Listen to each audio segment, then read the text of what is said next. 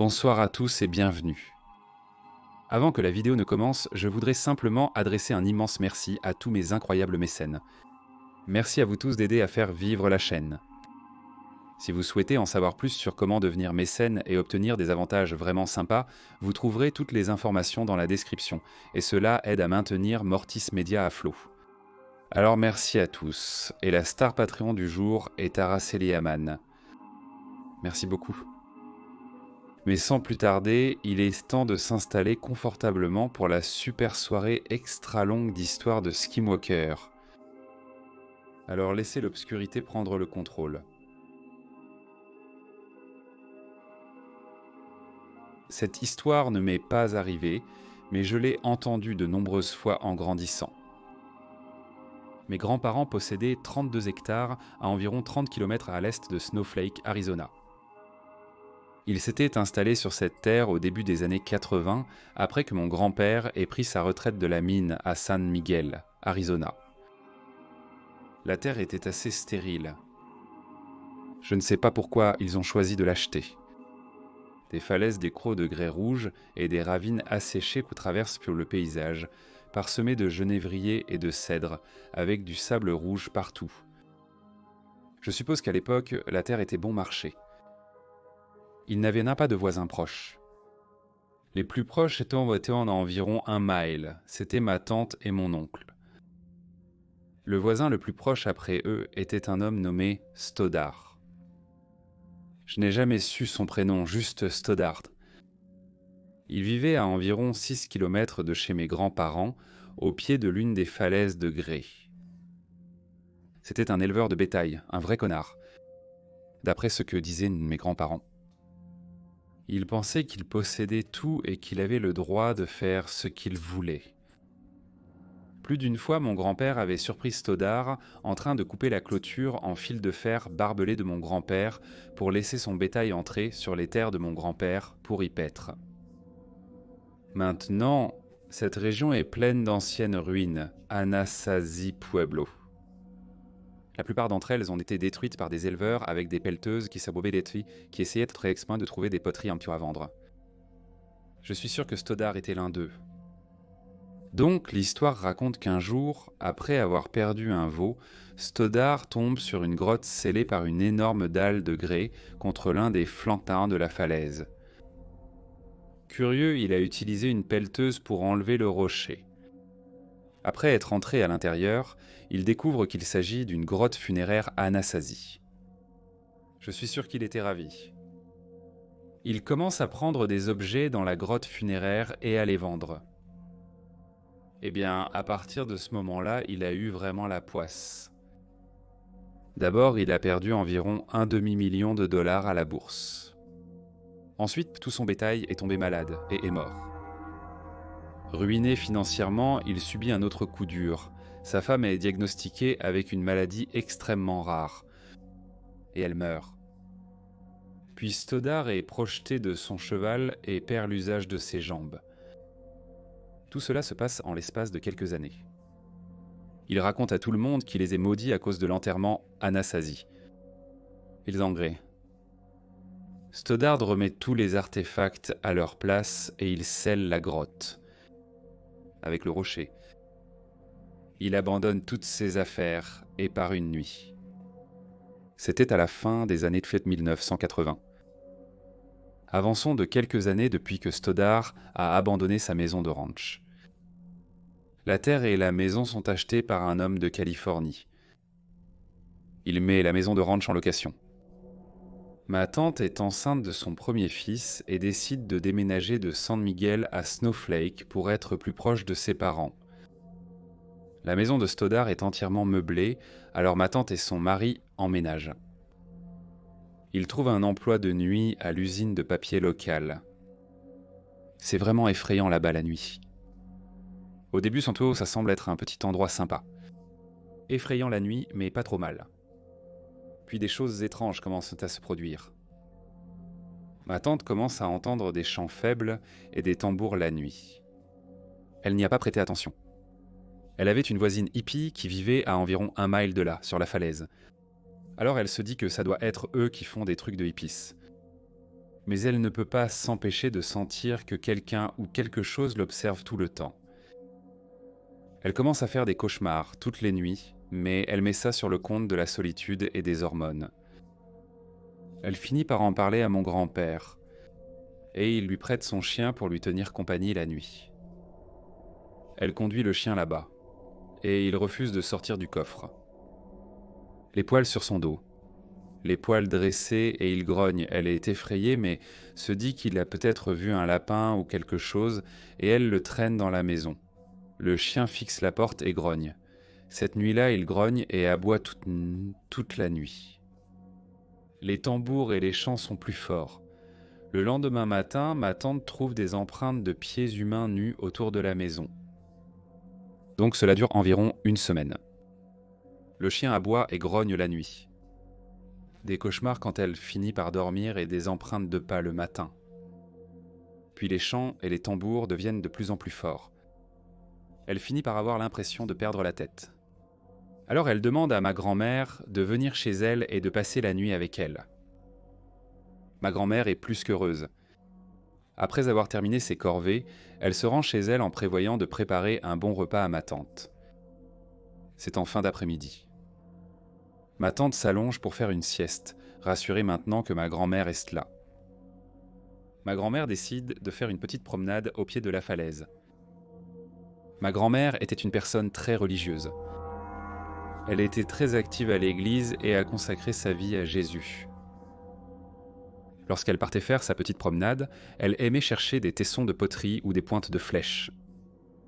Un peu plus loin de la maison, elle ressent une sensation très troublante, comme si quelque chose l'observait. Elle a dit que ça lui donnait la chair de poule. Elle pouvait sentir quelque chose de maléfique. Alors ma grand-mère prie et retourne à la maison, implorant le sang du Christ. Elle décide de ne rien dire à ma tante, qui s'est réveillée parce qu'elle est déjà effrayée. Elle dit à ma tante que c'est peut-être mieux si elles vont passer la nuit chez ma grand-mère ce soir. Ma tante est d'accord. Le temps que ma tante rassemble ses affaires, le soleil est sur le point de se coucher derrière la falaise. Mamie de ma tante et le chien, tous installés dans le pick-up. Mamie tourne la clé et rien ne se passe. Elle réessaie. Rien. N'étant pas très bricoleur, Mamie entre dans la maison pour appeler papy, mais il ne répond pas. Elle se souvient qu'il devait aller en ville cet après-midi. Minsé. Il décharge et rentre dans la maison, attendant que grand-père rentre à la maison. Il fait nuit maintenant, il n'y a pas de lune. Il fait noir comme dans un four, le chien commence à grogner doucement et on entend des chants et des tambours, d'abord faiblement puis de plus en plus fort. Ma grand-mère commence à prier tout en appelant grand-père. Rappelez-vous, c'était avant les téléphones portables, et ils ont entendu quelque chose hurler dehors. Ce n'était pas un hurlement de coyote. Quelque chose de plus inquiétant et terrifiant. Quelque chose bouge juste au-delà de la portée de la lumière du porche. Les deux femmes sont terrifiées à ce moment-là. Finalement, après avoir composé le numéro de papy en mode turbo, il répond « Ma grand-mère est paniquée. Elvan, il y a quelque chose dehors, près de la maison. Viens ici tout de suite. » Pendant ce qui leur semble des heures, ils attendent que le camion de grand-père apparaisse au sommet de la colline. Enfin, ils aperçoivent les phares. Avant que grand-père n'entre en trombe dans l'allée, quelque chose traverse la route juste devant lui. Ces phares éclairent un animal ou quelque chose comme ça. Grand-père saute du camion en criant à la femme de monter vite fait. Il tire quelques coups dans la direction générale de l'animal. Il nous emmène sur le chemin de terre vers la maison de grand-mère, et ma tante, contre son bon sens, regarde en arrière et voit des yeux rouges qui l'observent. Le lendemain, mon grand-père et mon oncle se rendent à la maison. Grand-père a vérifié qu'il y avait tout autour de la maison des empreintes de pas nus dans le sable, ainsi que de très grandes traces de coyotes. Inutile de dire que ma grand-mère n'est jamais retournée dans cette maison. Ma tante refuse même d'en parler. J'ai fait l'erreur de rester éveillé trop tard et d'écouter les adultes parler. Ma tante a emménagé chez mes grands-parents. Ma grand-mère jure pourtant qu'elle voit ses yeux rouges la nuit rôder au bord de sa propriété. À ma connaissance, d'autres personnes ont essayé de vivre dans la maison de Stoddard, mais elles partent au bout d'un mois. Toute la région est maudite. J'ai toujours détesté aller là-bas. C'est une sensation de mal oppressante, même chez mes grands-parents. Je fais des recherches et je parle avec mes amis amérindiens. Je suis presque certain qu'un membre de ma famille a eu la malchance de croiser un skinwalker. Selon les Amérindiens de la région, ils fréquentent les terrains sacrés et les cimetières, pillant et profanant les lieux, car ils prennent des morceaux de cerveau et de corps qu'ils réduisent en poudre de cadavres pour l'utiliser dans leurs malédictions. Ils sont également connus pour terroriser les gens afin de les éloigner des lieux comme les sépultures et les ruines. Quand la plupart des gens pensent à un endroit hanté, ils imaginent une maison ou un bâtiment abandonné. Mais je crois que des zones entières peuvent être des foyers d'activité paranormale. Pour moi, ce serait la Terre située à l'est de Snowflake, en Arizona, et à l'ouest de Concho, en Arizona, le long de l'ancienne route de Concho. Le paysage est composé de crêtes de grès rouge et de sable rouge. D'anciennes ruines Anasazi sont nombreuses le long des falaises. Ce sont des échos d'une époque où la terre n'était pas aussi aride et sèche.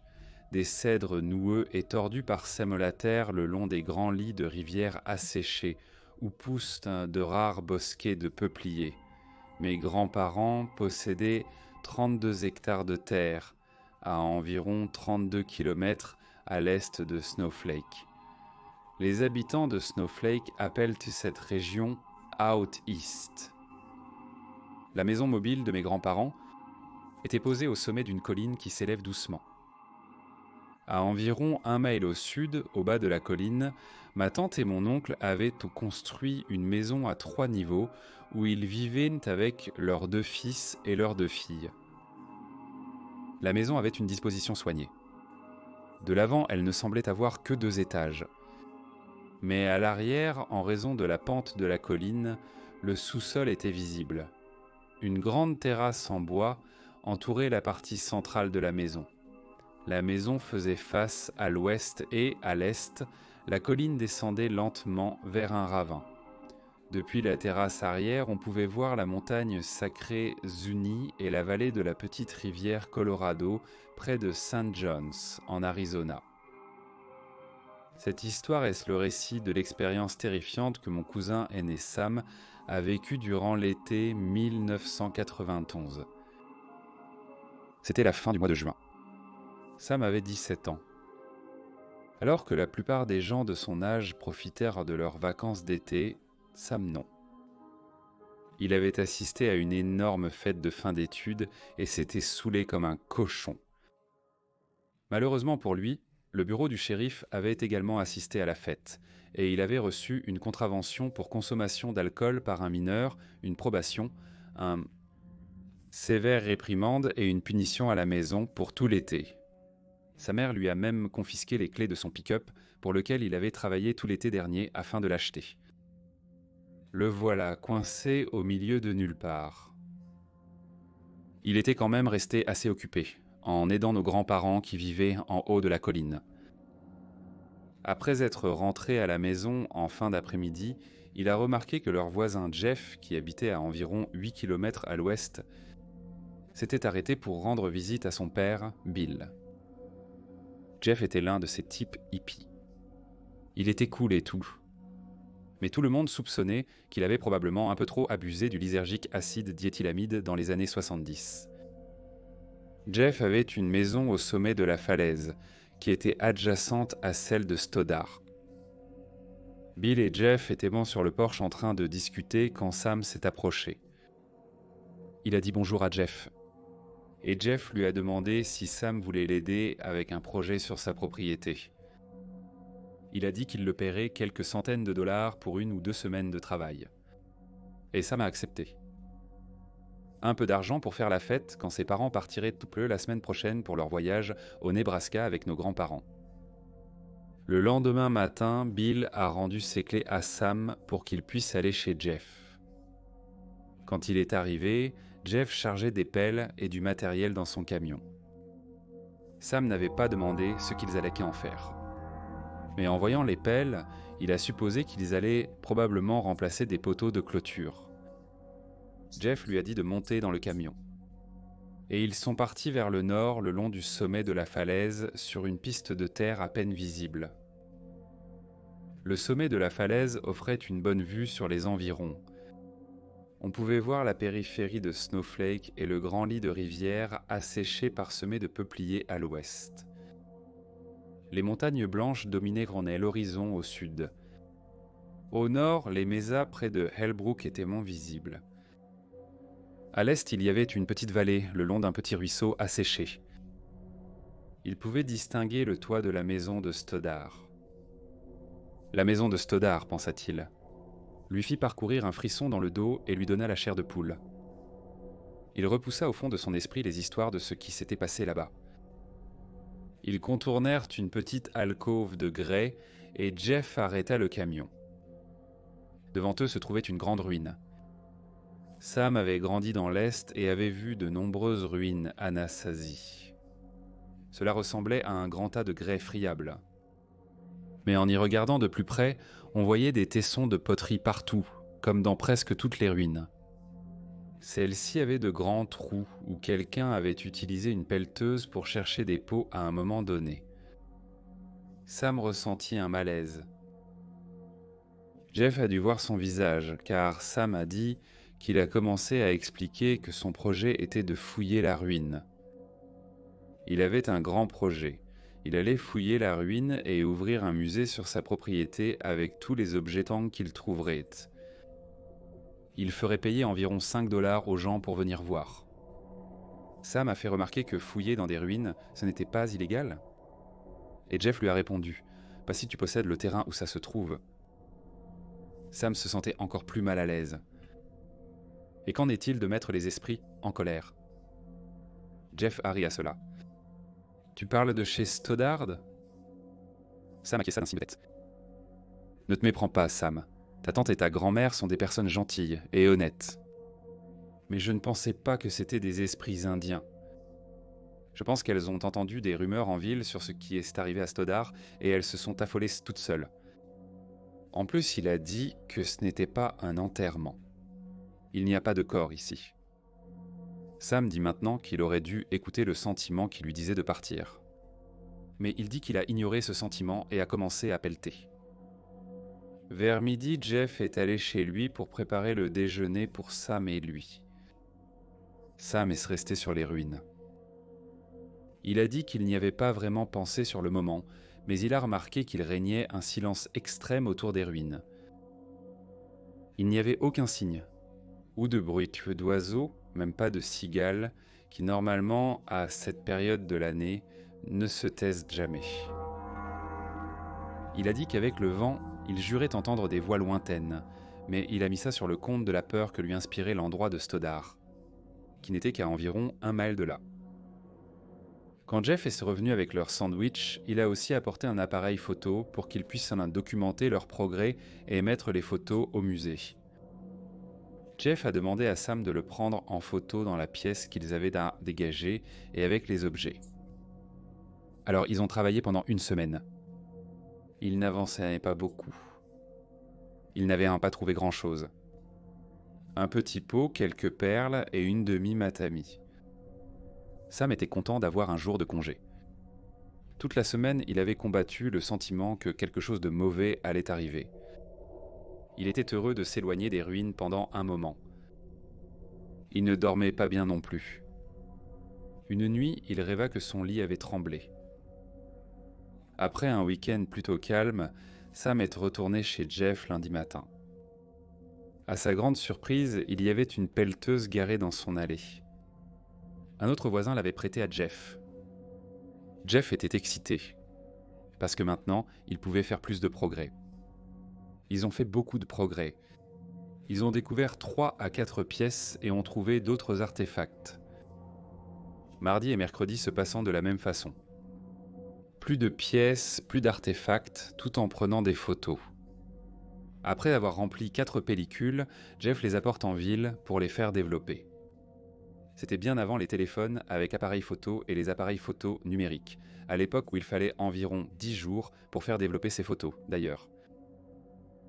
Nous étions maintenant jeudi. Ils étaient tombés sur une pièce assez grande dans le pueblo. Au milieu, il y a un grand bloc de grès. Cela a éveillé la curiosité de Jeff. Le reste du grès qu'ils avaient rencontré était de petite taille. À l'aide de la pelleteuse, il a déplacé le grès sur le côté. Il y avait un trou noir en dessous. Quelque chose dans ce trou noir a noué l'estomac de Sam. Jeff était extrêmement excité. Il a regardé dans le trou mais n'a rien pu distinguer. Il a attrapé une lampe de poche et l'a braquée dans le trou. « C'est une autre pièce », s'est exclamé Jeff. Sam ne voulait pas regarder. Quelque chose à propos de cette ouverture lui donnait la chair de poule. Jeff a dit à Sam de courir chercher une échelle. Il fit ce qu'on lui demandait, espérant que Jeff n'allait pas lui demander d'y entrer. Le tonnerre grondait au loin alors qu'il retournait vers la ruine. Des nuages de mousson s'accumulaient au sud et le vent s'était levé. Jeff a posé l'échelle dans l'ouverture. Sam lui a demandé si c'était sûr, et Jeff a pensé que puisque la pièce avait été remplie de terre et que l'énorme dalle de grès était là depuis 1000 ans, il ne pensait pas que le toit allait s'effondrer maintenant. Jeff est descendu l'échelle avec une lampe de poche. « Merde !» il a entendu Jeff s'exclamer. Il a appelé Sam, qui s'est approché lentement. « Apporte la caméra et descends. » Sam sentit la terreur l'envahir. Il n'avait vraiment pas envie d'y retourner, mais il ne voulait pas non plus que Jeff pense qu'il était une poule mouillée. Il attrapa la caméra et descendit dans le gouffre noir. Au début, il ne voyait rien du tout. C'est noir, très noir, puis il a vu le faisceau de la lampe de poche de Jeff briller sur une grande marmite ondulée. Même avec la lumière du soleil qui descendait par l'ouverture, elle n'arrivait pas à percer l'obscurité. Finalement, Sam comprit que les murs et le sol étaient noirs. L'air était vicié et sentait fortement la suie. Jeff se déplaçait avec excitation dans la pièce pour voir tous les trésors qu'elle contenait. Un long grondement de tonnerre retentit au loin. « Commence à prendre des photos », s'exclama Jeff, agacé que Sam reste simplement là sans rien faire. « Assure-toi que le flash est activé. » Sam commença à prendre des photos. Le flash illumina brièvement la pièce. Et après environ la 3e photo, Sam aperçut quelque chose qui le fit sursauter. Un crâne humain. Le cœur battant à tout rompre dans sa poitrine. Il a poussé un petit cri. « Jeff, il y a un crâne. » Jeff, occupé à regarder par là-bas, ne l'a pas entendu. Il a pris une autre photo juste pour être sûr. Oui, c'est bien un crâne. Mais il ne s'est toujours pas fait entendre. Alors Sam a dit plus fort. « Jeff, il y a un crâne. »« Quoi ? Ah oui, un crâne. Il y en a plusieurs ici en bas. On dirait qu'il y a eu un incendie dans cette pièce. » Il en a donné un coup de pied à travers la pièce en direction de Sam. Et Sam a sursauté. « C'est quoi ton problème, mec ?» a dit Sam, sa peur se transformant en colère. « Mec, c'est pas normal. Tu devrais pas toucher à des cadavres. On doit appeler les flics ou un truc comme ça. » Jeffrey. Appeler les flics ? Et leur dire quoi ? On a trouvé un tas d'Indiens morts depuis 1000 ans. Sam était maintenant vraiment énervé. Écoute Jeff, si tu veux t'amuser avec ce truc, vas-y, fais-toi plaisir. J'en ai fini. Il y a quelque chose de mauvais dans cet endroit et je m'en vais. Encore une fois, Jeff a ri. Tu as peur d'un tas d'os ? Peu importe mec, vas-y. Je ne te paye pas pour que tu sois une mauviette. Sam jeta l'appareil photo de Jeff par terre et grimpa à l'échelle, et Jeff se mit à jurer contre l'appareil cassé. Sam s'en fichait, il commença à retourner vers la maison de Jeff où son camion était pas garé. Le vent soufflait assez fort maintenant. Des nuages noirs couvraient le soleil. Sam voyait maintenant des éclairs en même temps que le tonnerre. Lorsqu'il est arrivé à la maison, il s'est souvenu que ma tante et mon oncle étaient partis avec ses sœurs pour leur voyage au Nebraska. Son grand frère Zach était également parti travailler chez Pizza Hut pour la soirée. Il était fatigué. Il s'est allongé sur le canapé et s'est endormi en essayant de ne pas penser à la pièce noire remplie d'os. Un fort coup de tonnerre secoua la maison et réveilla Sam en sursaut. La maison était sombre. Il tâtonna jusqu'à l'interrupteur et l'alluma. Rien. Un éclair illumina la pièce. Merde, la tempête a dû couper le courant. Le vent hurlait dehors. Il a fouillé dans le placard jusqu'à ce qu'il trouve la lanterne et l'allume. Il se sentait toujours extrêmement mal à l'aise. Alors il est monté dans sa chambre où il avait planqué un joint. Il s'est dit que s'il le fumait, ça l'aiderait à calmer ses nerfs. Sa chambre donne sur l'allée. Il ouvre sa fenêtre et s'apprête à allumer le joint. Un éclair illumine l'allée et quelque chose traverse rapidement, faisant battre son cœur plus fort. Les chiens commencent à aboyer. Il pose le joint et ferme la fenêtre. Il sent la terreur lui ronger les entrailles. C'était quoi ça ? Il descend par précaution et verrouille la porte coulissante d'entrée. Il entend des pas lourds courir sur le porche. Maintenant, il passe en mode panique totale.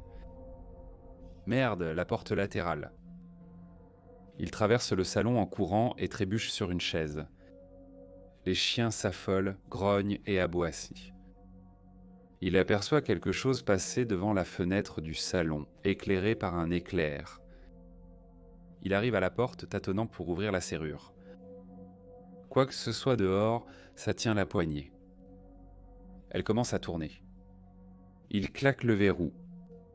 Verrouillé. Merde. La porte-fenêtre coulissante du sous-sol. Il dévale les escaliers. Il arrive à la porte et la trouve déjà verrouillée. Un autre éclair. Dans la lumière, il aperçoit la silhouette de ce qu'il pense être un homme couvert de fourrure, avec une peau de coyote posée sur la tête. Des yeux rouges brillent dans l'obscurité à l'endroit où devrait se trouver son visage, debout au bord de la cour. Il est très grand. En regardant dans ses yeux rouges brillants, son souffle s'est coupé dans sa gorge. La panique monte en lui. En s'agrippant, il tombe en arrière et se cogne la tête contre une table. En pleurant, il se relève et se précipite en haut vers le téléphone. Appelle le 911. Appelle le 911. Son cœur tambourine dans sa tête. Il décroche le téléphone. Rien. Un grand bruit sourd venant du toit le sort de son désespoir. La chose est sur le toit. Merde. Fusil. Fusil. C'est ce qui me vient à l'esprit. Il se précipite dans la chambre de ses parents où ils gardent un fusil de chasse dans le placard. Les chiens le suivent en bondissant. Il commence à pleuvoir à verse. Il peut encore entendre les pas sur le toit. Il verrouille la porte derrière lui. Il entre dans le placard et les chiens le suivent. Il trouve le fusil de chasse, ses mains tremblant comme un fou, et il le charge. Les chiens sont silencieux. Il n'entend plus rien venir du toit. Où est-ce que c'est, bon sang ? Dans la maison ? Il s'assoit dans le placard et attend. Les chiens se sont blottis autour de lui. Ce qui semble être une heure passe, et il n'y a rien d'autre que le grondement lointain du tonnerre alors que la tempête continue son chemin. Il commence à se calmer, encore sous le choc. À ce moment-là, la tempête s'est déplacée vers le nord. Soudain, il entend la porte qui claque. Bang bang. Ça frappe à la porte. Boum. Le fusil de chasse part, faisant un trou dans le plafond du placard. Et quelqu'un hurle. Ne tirez pas. Il entend son frère Zach crier. Des larmes coulent sur le visage de Sam. Il laisse tomber le pistolet et court vers la porte pour la déverrouiller, manquant de peu de renverser son frère. Zach est furieux. « C'est quoi ton problème, mec ? Pourquoi tu tires sur moi ?» Sam est sous le choc. Il déballe toute l'histoire de ce qui s'est passé plus tôt dans la journée et ce soir. Zach écoute sans dire un mot. À la fin, Zach lui demande « D'accord Sam, qu'est-ce que tu as fumé ?»« Rien, je ne plane pas, mec. » Zach rit de lui. « D'accord, mais maman va être furieuse.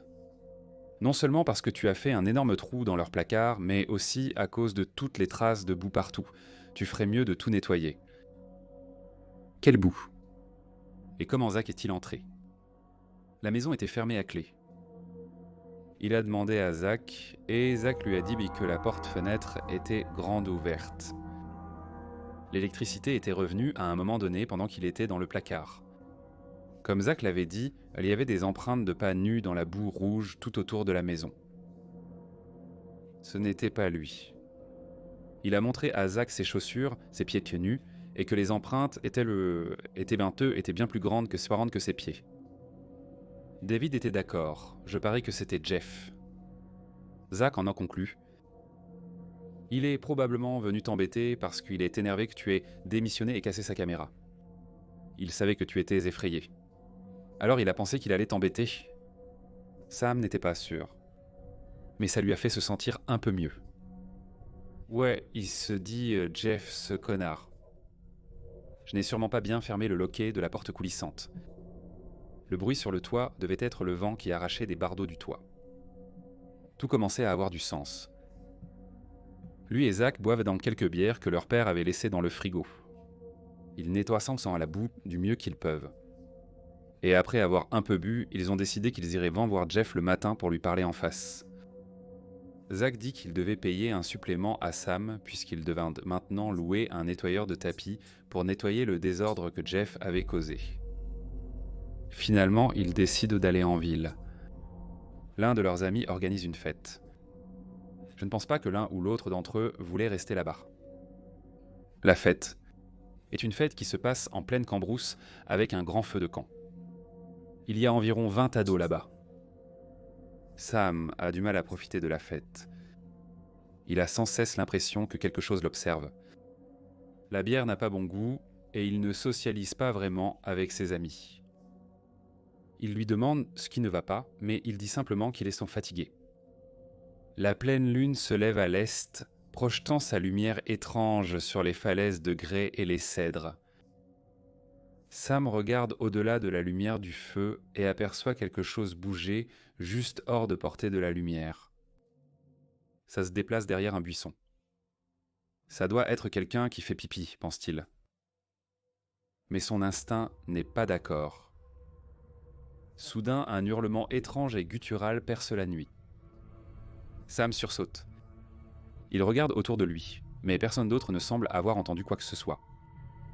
Il continue de rire et de discuter. Il entend maintenant des pas lourds derrière lui. Il se retourne et aperçoit la silhouette imposante d'un homme debout juste à la limite de la lumière du feu. Il est paralysé par la peur. Le visage de l'homme est caché dans l'ombre, mais Sam sent son regard le transpercer. Il ferme les yeux et commence à murmurer une prière à voix basse. Quand il a le courage d'ouvrir les yeux, l'homme a disparu. Il était vraiment effrayé à ce moment-là et il veut juste partir d'ici. Alors il dit à Zach qu'il rentre chez lui. Zach décide de rester. Sam ne veut pas vraiment rentrer chez lui et il ne veut pas non plus retourner à la fête. L'esprit en ébullition. Il se dirige vers l'est, vers l'ancienne route de Concho. Il se dit sûrement qu'il est simplement en train de se faire peur tout seul. Jeff est venu et l'a effrayé. Et cette personne à la fête était probablement juste quelqu'un qui était dehors en train d'uriner. Oui, ça a du sens. Il remarque quelque chose traverser l'autoroute en courant. Il est environ 2 heures du matin, donc l'autoroute est déserte. Il ralentit, pensant que ça devait être un cerf. Crachin. Quelque chose heurte l'arrière de son camion, le projetant en avant. C'est quoi ce bordel ? Il pile sur les freins et regarde dans le rétroviseur. Il aperçoit des yeux brillants. Il est en pleine panique. Il appuie à fond sur l'accélérateur. La terreur pure l'envahit. Trop effrayé pour regarder en arrière, il aperçoit quelque chose du coin de l'œil. Il se tourne pour regarder et voit un homme courir à côté du camion. Il regarde la vitesse. 70. Il regarde de nouveau, et maintenant la créature ressemblant à un coyote le regarde. Au début, son visage est enveloppé dans l'obscurité. Et puis il a dit qu'elle s'est transformée sous ses yeux. La seule façon dont il pouvait la décrire, c'était comme celle d'un démon. De grands yeux rouges et un sourire tordu laissant apparaître de longues dents pointues. Il a renversé la tête en arrière et a ri. Il a tendu une longue main griffue et a griffé le camion alors qu'il passait à toute vitesse, puis a disparu dans l'obscurité. Voilà ce dont je me souviens. Nous vivions à environ 2 heures de Snowflake. J'ai 7 ans, je suis dans mon lit. À 3 heures du matin, notre famille est réveillée par quelqu'un qui frappe violemment à la porte. Bien sûr, cela réveille tout le monde, y compris nous les enfants, alors que nous regardons mon père ouvrir la porte pour voir mon cousin Sam. Il est pâle comme un linge, tremblant et en larmes. Mes parents sont vraiment choqués, essayant de comprendre ce qui se passe. Ils commencent à bafouiller à propos de démons qui le poursuivent, et ma mère nous renvoie au lit. Le lendemain, mon père appelle encore un autre ami. Et il l'emmène quelque part chez Saunders pour voir un guérisseur. Après leur retour, Sam est resté avec nous jusqu'à ce que ses parents reviennent du Nebraska.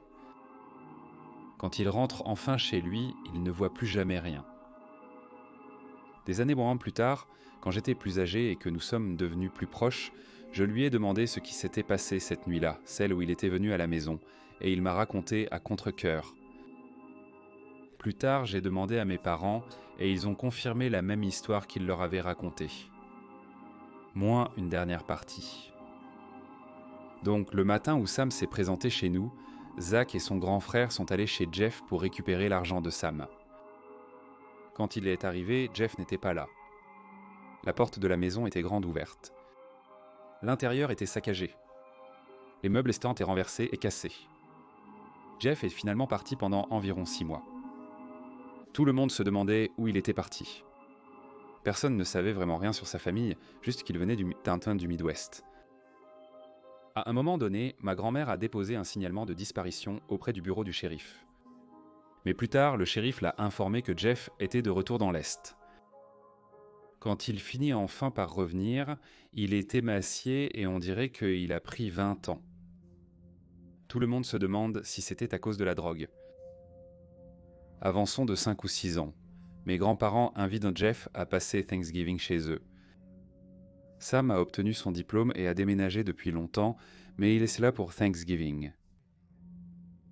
Jeff demande à Sam de venir à son camion parce qu'il a quelque chose à lui montrer. Sam accepte. Jeff lui tend une pile de photos. Ce sont les photos qu'ils avaient prises lors de l'excavation des ruines. Sam les feuillette rapidement, n'ayant pas vraiment envie de repenser à ce qui s'est passé à l'époque. Ces dernières années, il s'est convaincu que ce n'était qu'une série de coïncidences et qu'il s'était fait peur tout seul à cause de ça. Jeff, dit à contre-cœur à Sam de regarder les photos de plus près. Sam le fait. Au début, il ne remarque rien. Mais ensuite, il remarque qu'il y a des silhouettes dans les ombres sur la photo. Petites, tordues et maléfiques, avec le même visage que le démon qui le poursuivait. Jeff s'excuse auprès de Sam, mais il dit qu'il devait s'assurer qu'il n'était pas fou. Il raconte à Sam que pendant les 6 mois où il était parti, il a été traqué par cette chose. Elle l'a suivi jusqu'en Oklahoma.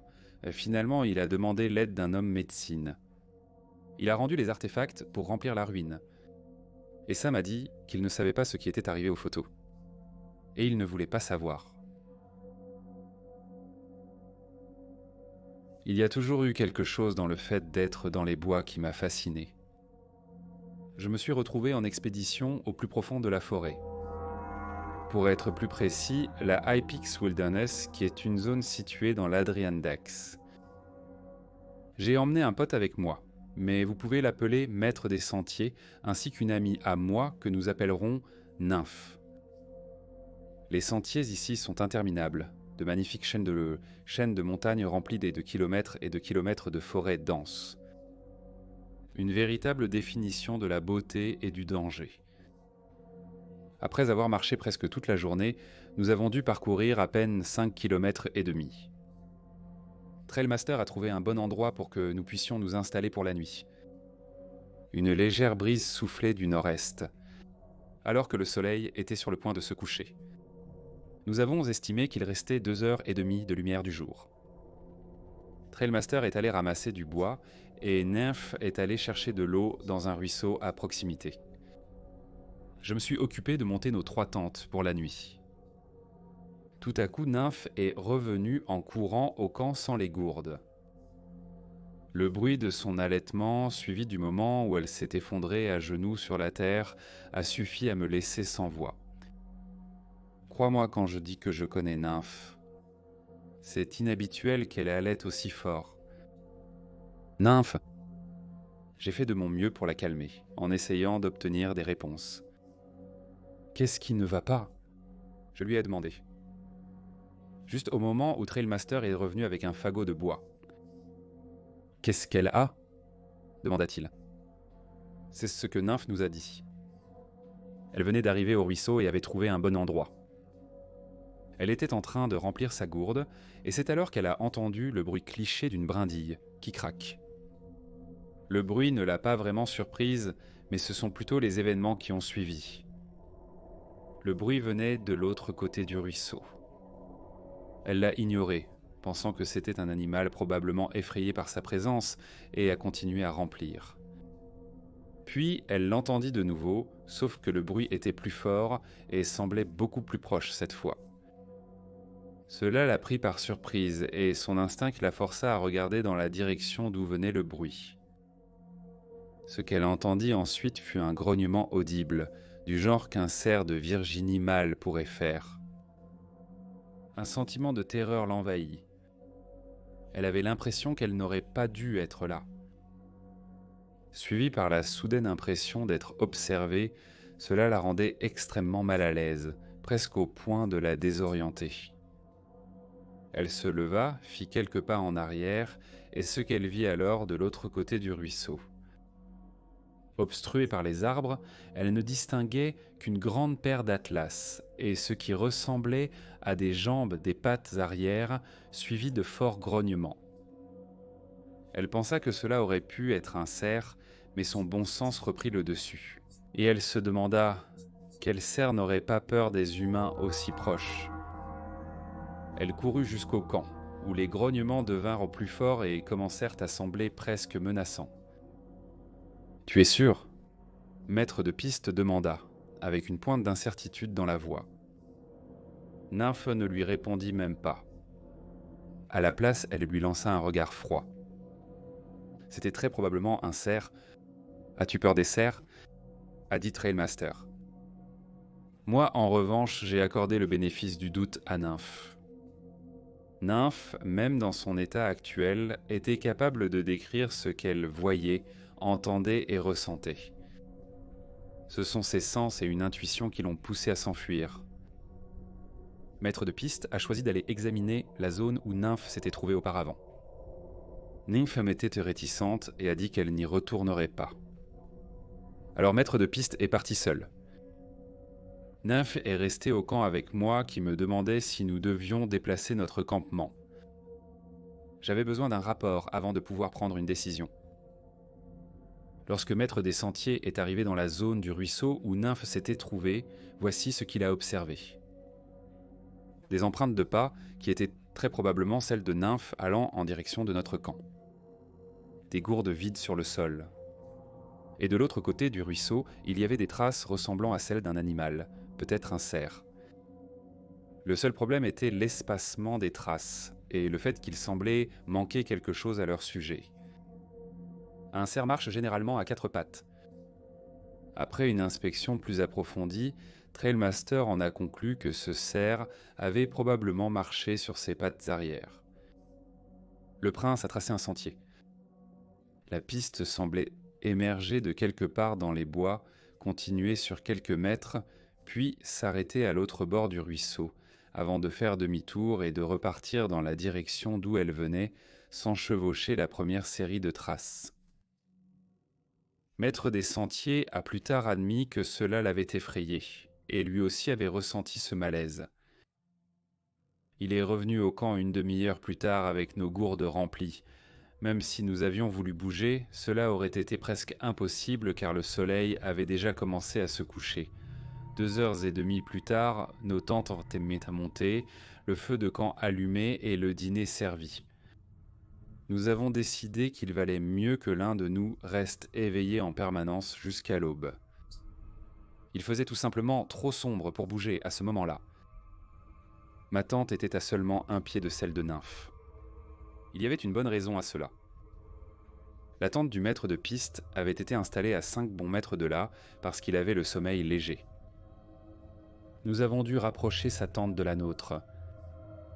Le périmètre de notre camp était délimité par une bâche qui ferait du bruit si quelqu'un trébuchait sur le fil. Quelques boîtes de conserve et du fil de pêche. Primitif mais efficace. Nymphe n'a pas beaucoup parlé de l'incident cette nuit-là, et je ne lui en veux pas. Elle était encore un peu secouée par l'incident, même si je savais que je la protégerais. Les découvertes du maître de piste au ruisseau n'ont fait qu'accroître l'incertitude. Penser à ce que Nymphe avait vu et à ce que le maître de piste avait trouvé me mettait mal à l'aise. L'obscurité qui nous entourait, suivie du silence inquiétant de la forêt et l'incertitude de ce qui se trouvait là-dehors, était assez troublante. Le crépitement du bois qui brûlait était le seul bruit assez fort pour nous distraire des faibles sons soudains au loin. L'esprit peut vous jouer des tours. Cette nuit-là, il semblait qu'une silhouette sombre se tenait toujours à quelques mètres de notre camp, au-delà de la portée de la lumière du feu. Chaque bruissement dans les buissons était quelque chose qui essayait de nous surprendre. Chaque bruit avait une source. Ce sont ces sons qui rendent une nuit dans les bois si magiques. Trailmaster et Nymphe dormaient en dessus. J'étais de garde. Le chant des grillons, la nuit est la berceuse de la nature qui était sur le point de m'endormir. Quand tout à coup, ça s'est arrêté. Insérer un signal musical. Je m'étais endormi pendant ma garde. Nymphe a dit qu'elle s'était réveillée à un moment donné tôt le matin, vers 4 heures, à Saint-Alençon. Elle a trouvé à la fois moi et maître de piste endormis. L'air à l'extérieur de la tente était rempli d'une odeur putride. Elle l'a décrit comme de la chair en décomposition qui semblait simplement persister. Une carcasse vieille d'1 semaine déjà en train de se décomposer. C'était à ce point-là. Nymphe, alarmée par l'odeur, nous a tous les deux réveillés. Évidemment, nous n'avions rien senti des heures auparavant. J'ai vérifié le périmètre et je n'ai rien trouvé d'inhabituel. Nous avions l'impression d'être observés, ce qui est une sensation très forte. L'odeur s'est dissipée dans l'heure qui a suivi, après qu'on ait commencé à faire un peu de bruit. Ce n'est qu'au lever du jour, environ 2 heures plus tard, que nous l'avons remarqué. Des traces que je supposais être celles d'un cerf, à seulement quelques mètres de là. Trailmaster a confirmé que ces traces étaient identiques à celles qu'il avait trouvées près du ruisseau hier. Ça aurait très bien pu être un cerf qui passait par là dans la nuit, a dit Trailmaster. Ce que j'ai trouvé étrange, c'est la façon dont les traces semblaient aller et venir horizontalement, puis partir dans une direction verticale. Trailmaster a dit qu'il semblait qu'il manquait encore une paire, ce qui voulait dire que d'après ce qu'on voyait, il n'y avait que des pattes fourchues. Je dois être d'accord, parce que ces traces semblaient étranges. Les traces étaient clairement celles d'un cerf. Ce qui nous a dérangé, c'était le motif en zigzag de l'empreinte verticale qui ressemblait étrangement à la façon dont un humain pourrait marcher. Trailmaster était tenté de suivre la série de traces qui partaient dans une autre direction. Nymphe était hystérique et n'avait aucune intention de faire de telles choses. Elle a dit que toute cette épreuve lui paraissait étrange et carrément effrayante. Une créature ressemblant à un cerf, des empreintes bizarres et sans parler de la puanteur. Est-ce que cette chose nous traquait ? Nous n'avions aucune intention de le découvrir. J'ai insisté auprès de Trailmaster pour qu'il oublie ça, qu'on devait continuer à avancer. La 3e fois sera la bonne, a dit à Trailmaster. Ne restons pas là pour le voir. Nous avons été en mouvement pendant la majeure partie de la journée. Nymphe se sentait toujours submergée par la terreur, et Maître des Sentiers ne ressentait pas la même chose. C'est pourquoi il a choisi d'aller enquêter sur le prince avant, alors qu'il semblait pourtant à l'aise d'être en tête. Nymphe a avoué qu'elle pensait que la créature nous suivait. Je lui ai dit de rester près de moi. Je ne sais pas ce qui lui a fait penser ça, mais je savais qu'il ne fallait pas douter d'elle. Si la créature nous avait suivis, elle l'aurait probablement fait à distance. Rien ne serait plus terrifiant que de se retourner soudainement et de voir une paire de bois dépasser d'un arbre derrière, ou que l'un d'entre nous soit isolé au milieu de nulle part. Malgré tout ce qui s'est passé, nous avons réussi à atteindre notre destination indemne. Tout semblait calme. Toute sensation d'effroi disparut également, ainsi que l'impression d'être observé. L'atmosphère semblait plus légère alors que nous quittions la zone. Peut-être étions-nous sur son territoire, alors il a ressenti le besoin de manifester sa présence. Nous ne nous sentions plus menacés et rien d'autre de significatif ne s'est produit qui mérite d'être mentionné. Réflexion. Nous avons eu de la chance lors de ce voyage. Peut-être que la créature a décidé de nous épargner. Peut-être qu'elle ne voulait pas nous faire de mal. Nous ne savons tout simplement pas. Tant de questions avec si peu de réponses. Je ne suis pas totalement sûr de ce que nous avons rencontré là-bas, même si un nom me vient à l'esprit plus j'y pense. Le Wendigo. J'ai entendu des histoires sur l'existence de cette créature dans le folklore. J'ai réussi à rester sceptique jusqu'à maintenant. Quelle que soit cette créature, j'aime à penser qu'elle est toujours là, attendant le prochain groupe de randonneurs qui s'aventurera hors du sentier dans l'immensité inconnue. Soyez prudents. La prochaine fois que vous serez là-bas, dans les bois. C'est une histoire que ma famille me racontait quand je grandissais. Nous vivons dans une communauté rurale sur la réserve Navarro. Ma tante et ses deux frères étaient seuls à la maison, pendant que mes grands-parents étaient départis pour la soirée assister à une réunion à la maison du chapitre. Ils étaient dans la maison et comme beaucoup de gens de la réserve, ils n'avaient pas d'électricité. Il faisait nuit dehors depuis environ 1 heure et ma tante et mon oncle se préparaient à aller se coucher. Dehors, ils ont entendu des bruits, comme si quelqu'un déplaçait des choses à l'extérieur. Mon oncle aîné est allé regarder par la fenêtre de devant et a vu une silhouette près du camion. C'était extrêmement inhabituel, car le voisin le plus proche était à des kilomètres. Quoi que ce soit, cela a ouvert la porte du camion et a commencé à fouiller dans les affaires personnelles que ma famille avait laissées dans le véhicule. Ma tante et mon oncle ont été effrayés par la scène et savaient qu'ils devaient agir. Ils ont sorti leurs fusils et se sont tous préparés à les tenir prêts. Ils ont ouvert les portes d'un coup et ont braqué le fusil sur la silhouette sombre. La silhouette s'est retournée et a marché vers eux, totalement indifférente à l'arme. Mon oncle a appuyé sur la gâchette, mais rien ne s'est passé. La silhouette s'est approchée et ma tante a commencé à sentir une odeur semblable à celle d'un cadavre en décomposition. C'était si fort que ça lui a donné des hauts le cœur. Mon oncle continuait d'appuyer sur la gâchette sans succès et la silhouette se rapprochait de plus en plus. Au loin, des phares s'approchaient sur la route. Mes grands-parents revenaient en. La silhouette a regardé vers les lumières, puis a commencé à s'éloigner et s'est cachée derrière un arbre près de la maison. Mon oncle aîné a couru vers le camion avec une arme. Mon grand-père est sorti de la voiture et a pointé du doigt l'arbre. La chose sortait sa tête pour observer ce qu'il faisait. Mon grand-père a couru dans la maison, s'est précipité vers le poêle, a pris une poignée de cendres, les a frottées sur son fusil et a placé une balle couverte de cendres dans la chambre. Il est sorti sur le porche et a tiré en direction de l'arbre.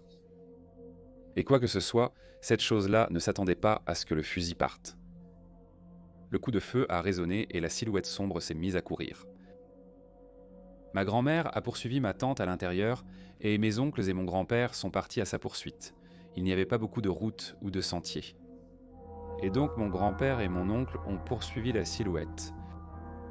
Le camion sautait et les phares n'étaient donc pas fixés sur un point précis. Mon oncle jure que chaque fois que les phares éclairaient l'un et la silhouette, il voyait une femme, non seulement ça, mais la personne qui courait à quatre pattes comme un ours.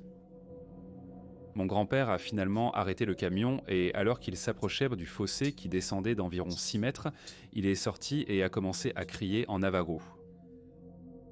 Mon oncle dit qu'il criait à propos d'une femme du coin.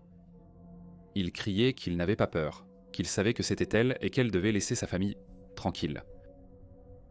Quelques jours ont passé et il y a eu des nouvelles comme quoi la femme dont mon grand-père criait était décédée. On m'a toujours dit que si tu sais qui est le skinwalker, il faut dire son nom et ça le tuera. Mon cousin vivait dans l'agence de l'Est de la nation Navajo, dans une communauté connue sous le nom de Crow Point. Elle vivait encore avec ses parents à cette époque et c'était une fille bien. Elle avait de bonnes notes, une belle voiture, elle était très populaire et jouait dans l'équipe de basket. Quand elle nous a raconté cette histoire, c'était vraiment hors du commun. Et les événements qui ont suivi allaient aussi renforcer mes convictions. Dans la tradition navajo et les tabous associés à la culture navajo. Mon cousin rentrait chez lui après l'entraînement de basket qui avait duré après le coucher du soleil. C'était pendant les mois les plus froids, donc il faisait déjà nuit quand elle est arrivée dans son quartier. Elle est entrée dans la petite résidence où elle vivait. Ce n'était pas vraiment une résidence fermée, mais il y avait des lampadaires et les quartiers n'étaient pas trop éloignés les uns des autres. Et alors qu'elle approchait de chez elle, elle aperçut un groupe de chiens. Ce n'était pas improbable car il y avait une meute aléatoire de chiens errants qui parcouraient les communautés rurales. Ces chiens n'appartenaient à personne et ils trouvaient de la nourriture où ils pouvaient en trouver. En s'approchant, elle remarqua qu'il y avait quelque chose d'étrange chez les chiens. Il y avait 4 chiens et ils étaient assis en cercle, tous face à face. Cela ne l'a vraiment pas troublée jusqu'à ce qu'elle parle de l'événement plus tard. Comme c'était une communauté résidentielle, ma cousine ne pouvait pas foncer sur la route, alors elle a roulé lentement devant le groupe de chiens et a continué son chemin.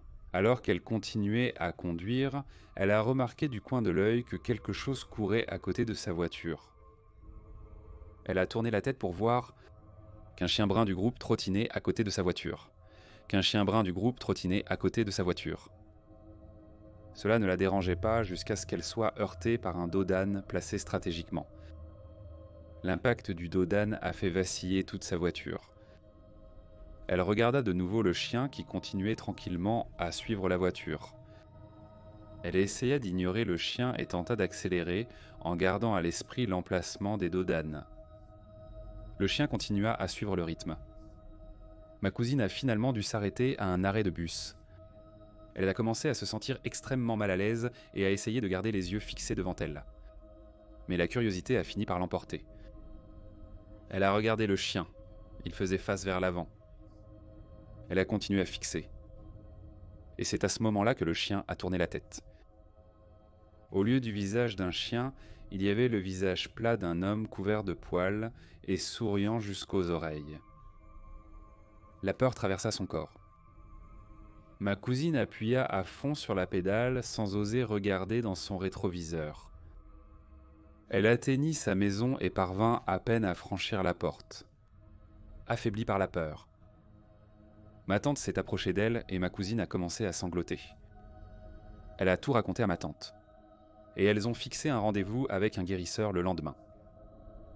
Cette nuit-là, alors que ma cousine essayait de se reposer, elle se tournait et se retournait et se sentait très mal. Elle pouvait entendre des gens rire dehors et parler en navajo. Mais elle n'y a pas trop prêté attention, parce qu'elle vivait dans une communauté avec beaucoup de voisins à proximité. Chez le guérisseur, il a dit à ma cousine qu'elle avait beaucoup de chance. Le skinwalker n'était pas destiné à elle. Elle l'a simplement aperçu par hasard, alors qu'il était sorti pour porter malheur à une autre personne. Il lui a aussi dit que les rires et les voix qu'elle avait entendues dans la nuit étaient le skinwalker qui parlait à ses amis, leur faisant savoir que quelqu'un l'avait vu et qu'il lui avait fait peur. Le guérisseur a dit à ma cousine que si le skinwalker était venu pour elle et qu'elle l'avait vu comme ça, cela aurait très bien pu la tuer. Après cette rencontre, ma cousine a souffert de nombreux maux et a dû arrêter de jouer au basket pendant un certain temps. Elle a participé à de nombreuses cérémonies et a finalement retrouvé la forme. Ma mère nous a raconté cette histoire lors des nombreuses soirées où l'électricité était coupée. Quand j'ai demandé à ma cousine, elle a confirmé que c'était vrai, même si elle n'aime pas trop en parler. Sur la réserve Navajo, nous n'avons pas la ville qui vient ramasser nos ordures, alors nous brûlons nos déchets dans ces grands fûts d'un brûlant. Ce n'est pas très écologique, je sais, mais c'est ce que nous devons faire. Si vous n'allumez pas correctement les déchets, le feu s'éteindra et restera dans le fût. C'est important parce qu'on nous dit de jeter correctement les articles d'hygiène personnelle. Si vous avez retiré tous vos cheveux de votre brosse, assurez-vous que les déchets ont bien brûlé. Si c'était cette période du mois, assurez-vous que ces déchets ont bien brûlé. Si vous avez changé la couche d'un bébé, assurez-vous que les déchets ont bien brûlé. Ils nous disent ces choses parce qu'on sait que les skinwalkers fouillent parfois les poubelles pour trouver des choses qu'ils peuvent utiliser contre nous.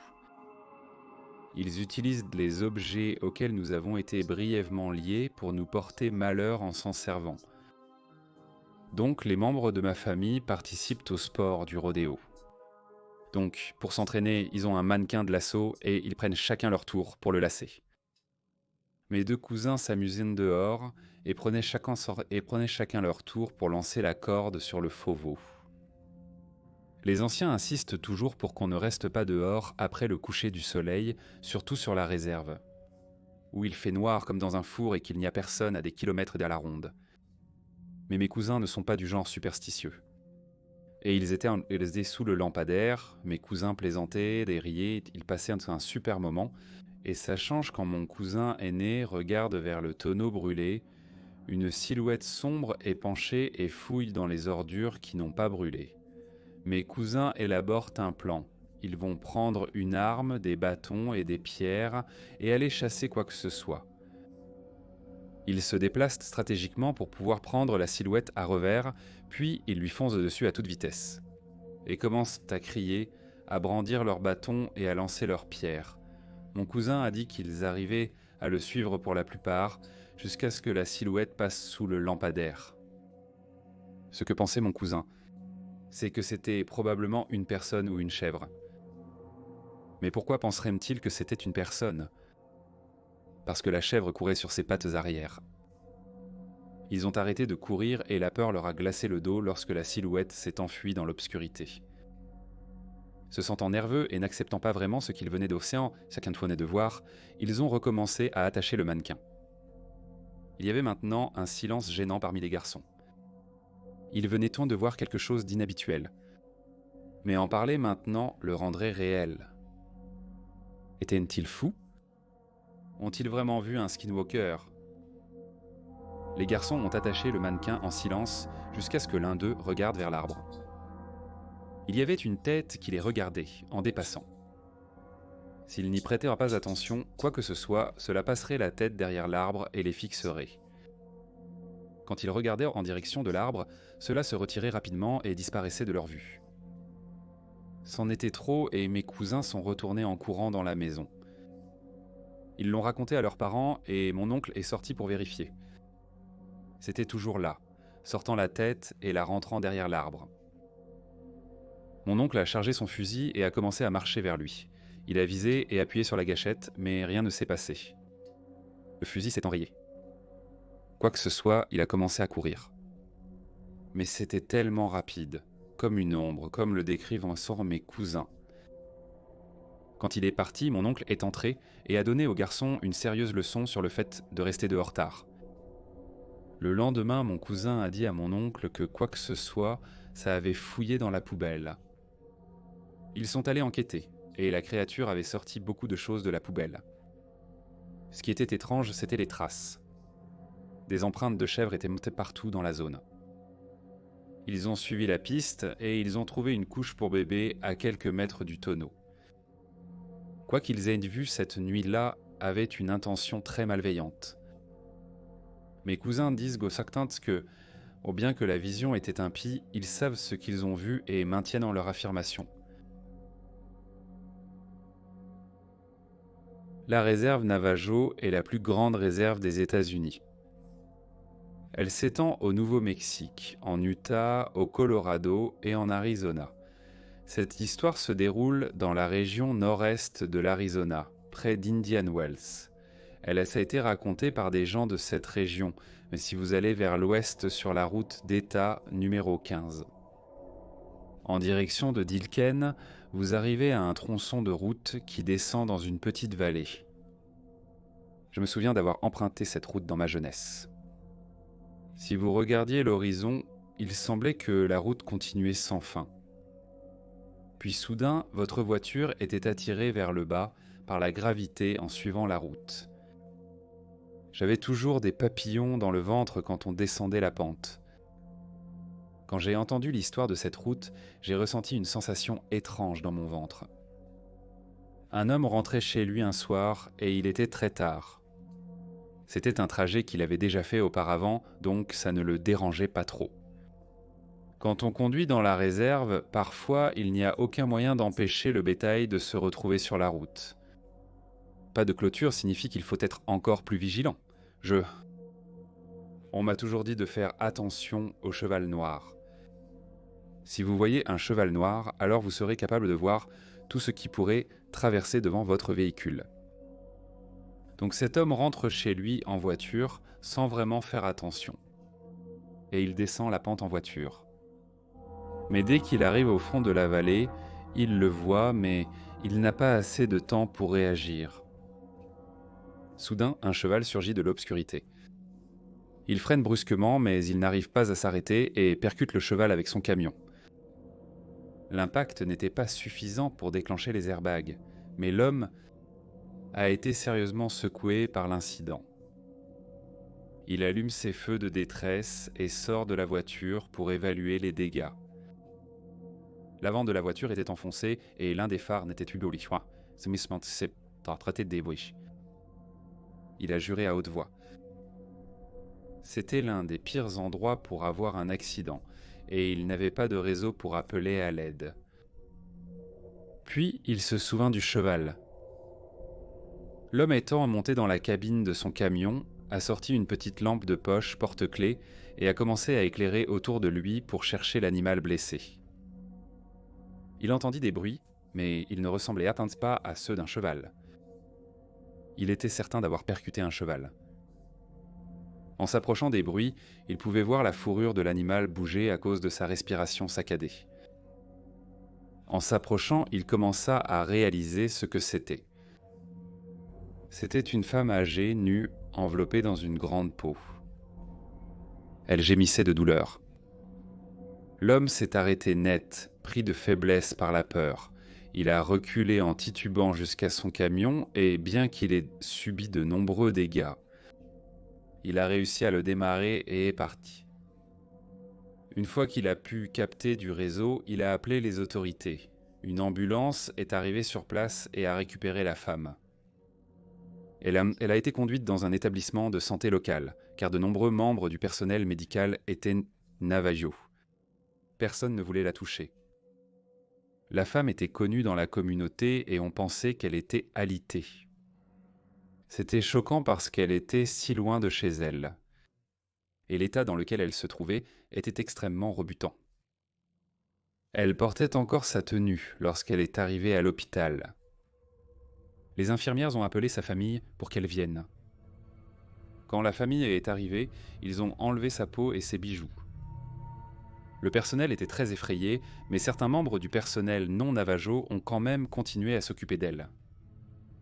La femme âgée n'avait que des bosses et des égratignures. À part cela, elle semblait aller bien. Elle a pu se lever et marcher ce même soir.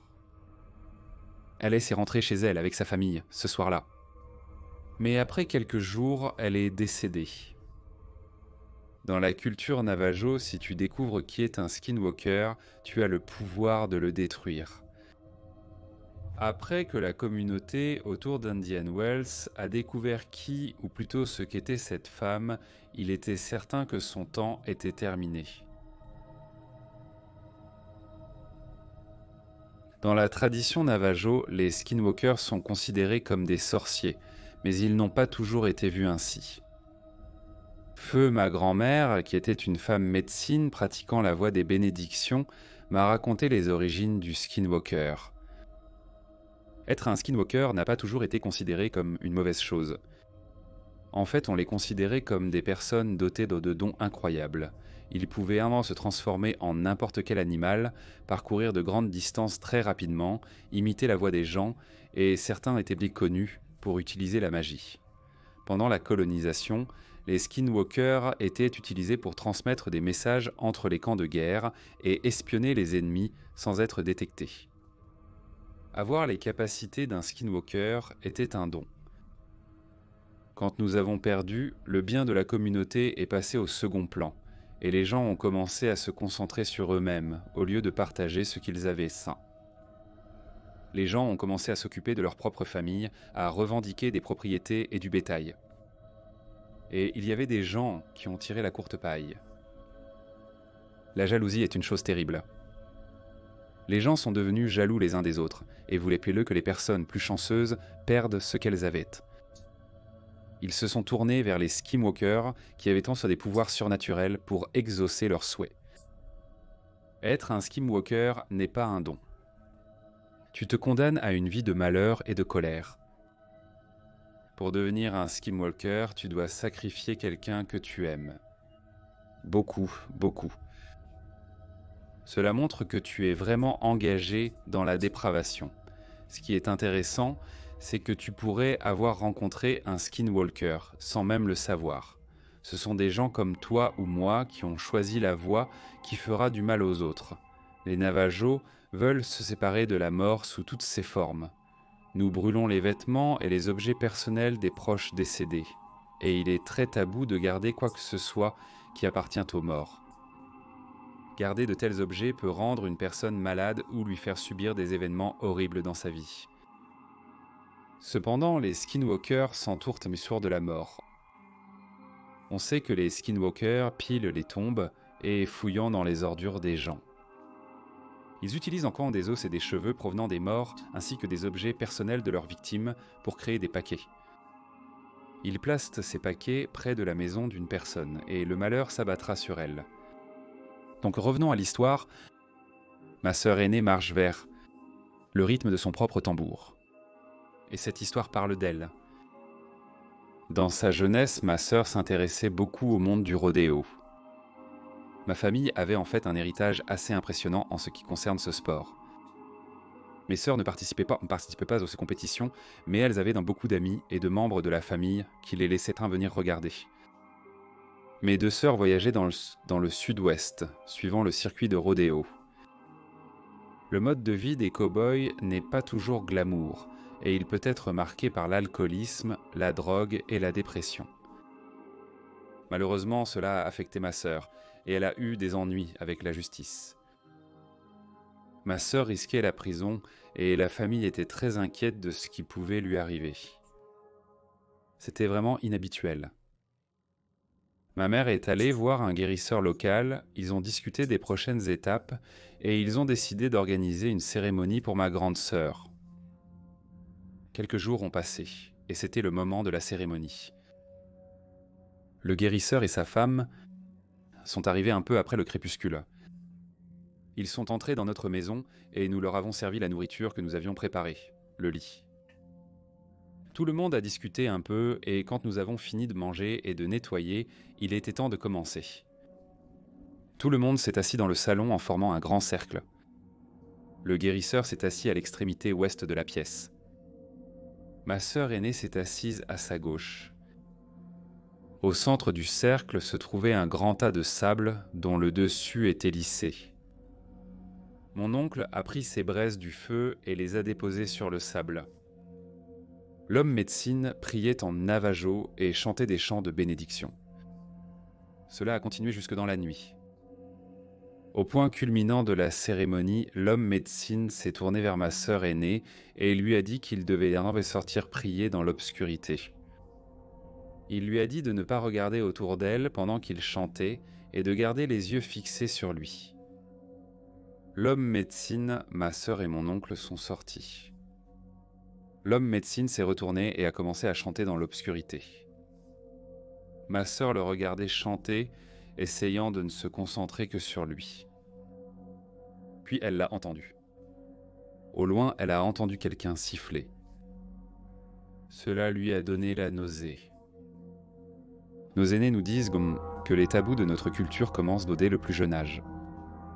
L'une des choses les plus importantes qu'ils soulignent est de ne jamais siffler la nuit. Ils nous disent que les morts sifflent la nuit. Alors quand ma sœur a entendu un sifflement dans l'obscurité, la peur lui a serré le cœur. Elle avait tellement peur que des larmes commencèrent à lui monter aux yeux. Le sifflement devenait de plus en plus fort, comme si quoi que ce soit s'approchait de plus en plus. Mon oncle était aussi dehors pendant la prière. Et il admettra qu'il avait aussi peur. Mais il voulait être là pour ma sœur. Ce que mon oncle a vu était encore plus miraculeux. Il affirme qu'alors que le guérisseur chantait, un paquet est descendu d'en haut. Les plumes d'aigle que le guérisseur tenait se sont ouvertes comme une main. Le paquet est descendu doucement dans les plumes et les plumes se sont refermées autour du paquet. Le guérisseur a arrêté de chanter et le groupe s'en retourné dans la maison. Ma sœur est entrée en titubant, visiblement bouleversée par l'expérience. Le guérisseur pouvait maintenant voir comment était ma sœur. Elle lui a demandé ce qui sifflait.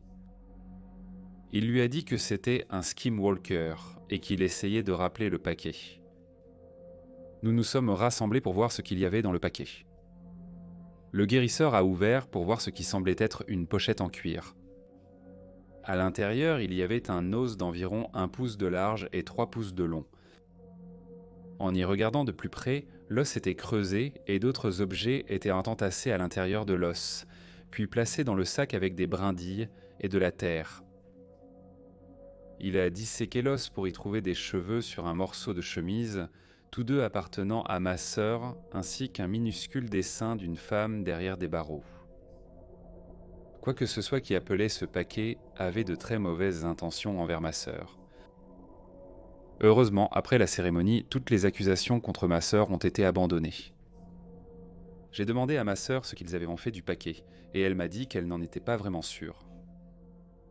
Elle dit qu'elle se souvient très bien avoir eu très peur quand ils étaient dehors. Ma sœur contrôle très bien ses émotions. Et donc, je n'arrive même pas à imaginer à quel point elle a dû avoir peur à ce moment-là. Personnellement, j'ai du mal à croire que ces événements ne sont que de simples coïncidences. Cet incident s'est produit à l'automne 2006. J'ai grandi dans une région rurale de l'Ohio. Ma maison avait une forêt assez dense juste derrière. Enfant, j'avais une passion pour l'exploration. J'aimais particulièrement explorer ces bois. C'était mon endroit préféré. Avant l'incident, j'avais parcouru ces bois de nombreuses fois, toujours avec la permission de ma mère. Il y avait un arbre en particulier que j'aimais souvent escalader. D'habitude, à mi-chemin, je m'installais sur l'une des branches les plus épaisses et je me détendais simplement en écoutant les sons paisibles de la nature. Grimper à cet arbre pour la toute première fois était vraiment un exploit. Depuis cette position, je pouvais partiellement voir l'arrière de ma maison. Ce jour-là, après avoir pas mal exploré, j'ai grimpé prudemment mon arbre préféré. Je me suis assis sur une branche solide et j'ai admiré la vue. Évidemment, comme on était fin octobre, le soleil a commencé à se coucher au bout de quelques minutes. J'ai toujours ressenti une certaine tristesse en voyant l'obscurité approcher. Les bois étaient comme mon propre petit sanctuaire. Je pouvais m'occuper là-bas pendant des heures. Cependant, quand l'obscurité commençait à tomber, ma mère se tenait au bord des bois, et appelait mon nom jusqu'à ce que je rentre à la maison, obéissant, pour ne pas être coincé dehors après la tombée de la nuit. Après avoir regardé le coucher du soleil jusqu'à ce que je ne puisse plus le voir, j'ai commencé ma descente des arbres. J'étais presque en bas, quand j'ai entendu la voix familière de ma mère appeler mon nom. Je n'y ai d'abord rien vu d'inhabituel, car cette routine s'était produite de nombreuses fois auparavant. Puis j'ai réalisé quelque chose d'étrange lorsque mes pieds ont touché le sol. La voix de ma mère venait de derrière moi, plus profondément dans la forêt, plutôt que de l'entrée où elle se tenait toujours, et d'où elle m'appelait pour rentrer à la maison. Ma mère n'était jamais entrée dans ces bois auparavant, du moins pas avec moi. J'étais impatient de la retrouver et de lui montrer tous mes endroits préférés avant qu'il ne fasse trop sombre. C'est à ce moment-là que j'ai réalisé que quelque chose n'allait pas. Comment aurait-elle pu entrer dans les bois avant moi ? Il est certain que j'aurais pu la manquer. Mais comme je l'ai dit, elle n'est jamais entrée dans ces bois. Elle a continué à appeler mon nom. Mais il y avait quelque chose d'étrange à ce sujet. Elle avait l'air complètement paniquée, presque en colère. Craignant d'avoir des ennuis pour des raisons encore inconnues, je me suis figé sur place. Alors que sa voix se rapprochait, j'ai plissé les yeux pour essayer de la repérer et déterminer à quel point elle semblait en colère ou contrariée. Cependant, je n'ai vu personne ni rien d'inhabituel. Soudain, j'ai entendu sa voix appeler mon nom depuis la direction de ma maison, d'un ton beaucoup plus calme. Quelques secondes plus tard, elle venait à nouveau de quelque part dans les bois. Pourtant, ce n'était pas un écho, je n'imaginais rien. J'entendais littéralement son appel à la fois depuis le bord de notre jardin et devant moi. Mes jambes se sont soudainement transformées en coton. Je n'arrivais pas vraiment à comprendre ce qui se passait. Viens ici tout de suite. La voix que je croyais être la sienne a crié juste devant moi. J'ai compris que celui ou ceux qui imitaient ma mère se rapprochaient. Je ne me suis pas demandé quelle voix était vraiment celle de ma mère, car il y avait quelque chose dans la façon dont elle sonnait qui me mettait mal à l'aise. Terrifié à l'idée de ce que je verrais si je restais là plus longtemps, je me suis retourné et j'ai couru vers la sortie de la forêt aussi vite que mes jambes pouvaient me porter. C'était incroyable que je ne trébuche sur rien dans ma précipitation, même si ma maison n'était pas très loin de l'endroit où je me tenais. Ces bois ne m'avaient jamais paru aussi vastes qu'à ce moment-là. Derrière moi, la voix de ma mère continuait d'appeler mon nom, semblant désormais désespérée. La panique s'est installée lorsque ma véritable mère est enfin apparue, attendant patiemment comme elle le faisait d'habitude jusqu'à ce que je rentre à la maison. Dans mon état de peur, j'ai absolument refusé de me retourner dès que je suis sorti des bois et que je me suis retrouvé dans le jardin à côté de ma mère. L'autre voix avait soudainement disparu. Au lieu de s'estomper, il semblait qu'elle s'était arrêtée au moment même où j'ai mis le pied dans mon jardin. Je devais avoir l'air aussi effrayé que je me sentais, car ma mère m'a demandé ce qui n'allait pas. Petit à petit, ma panique s'est dissipée. Je n'ai rien dit avant que nous soyons en sécurité à l'intérieur de la maison, avec nos portes verrouillées. J'ai demandé à ma mère si elle était entrée dans les bois. Semblant confuse face à la question, elle m'a dit que, bien sûr, elle ne l'avait pas fait.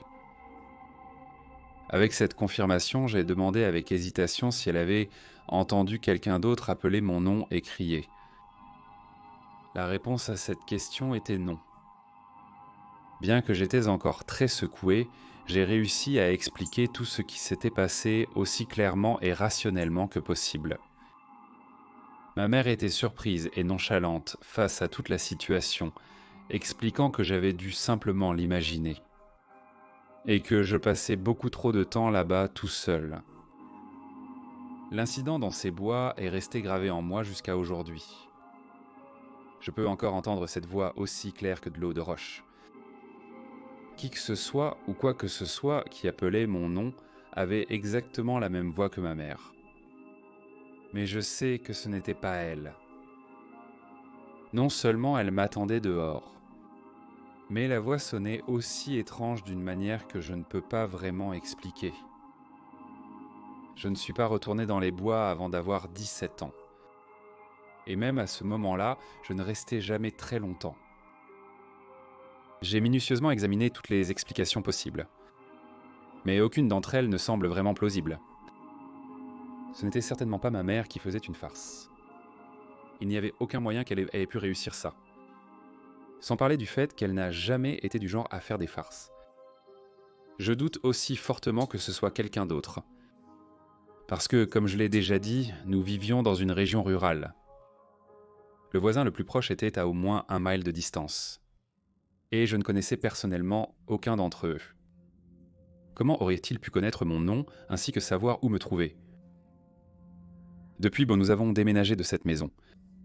Mais ma mère et moi en parlons parfois de cet incident. Elle affirme toujours qu'elle n'a jamais rien entendu ni vu d'inhabituel là-bas. Je sais que je ne devrais probablement pas.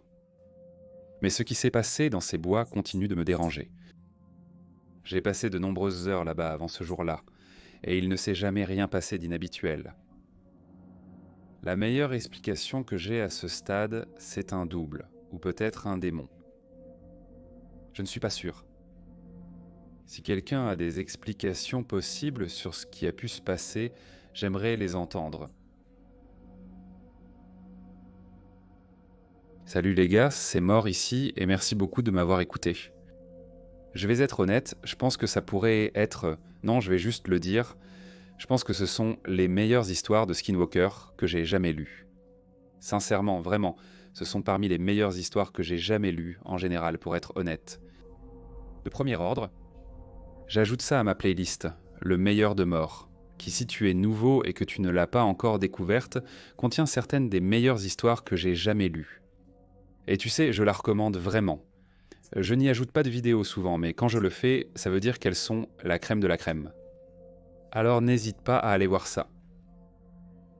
Oui, cette vidéo était vraiment bonne. Je suis vraiment content du résultat. Et j'espère que tu as apprécié la longueur supplémentaire. Je sais que la plupart d'entre vous apprécient ça. J'ai publié beaucoup de contenu long ces derniers temps. Mais bon, je suis sûr que ça vous va. Si vous pouviez me faire le plaisir de laisser un like et un commentaire, ça me ferait vraiment très plaisir. Et si vous êtes nouveau, encore une fois, pourquoi ne pas vous abonner et appuyer sur la petite cloche ? Je suis sûr que tout le monde vous demande d'appuyer dessus, et moi aussi. Pourquoi ? Eh bien, parce que je vous livre des frissons nocturnes. Et la meilleure façon de les recevoir, c'est directement sur votre téléphone. Et ne le faites pas disparaître d'un geste. Et aussi, si vous avez une histoire que vous souhaitez partager, vous pouvez me l'envoyer par email ou la soumettre sur mon Reddit. Et merci à tous ceux qui ont participé au concours, j'ai écouté les sélections de chacun. Elles sont vraiment bonnes. Et je vais très bientôt envoyer un email aux 3 finalistes. Peut-être que je l'ai déjà fait, selon mon efficacité, je ne sais même pas. Mais de toute façon, pour l'instant, les gars, je vais vous laisser. Restez géniaux. Merci d'avoir écouté jusqu'au bout. Et je vous retrouve dans la prochaine vidéo.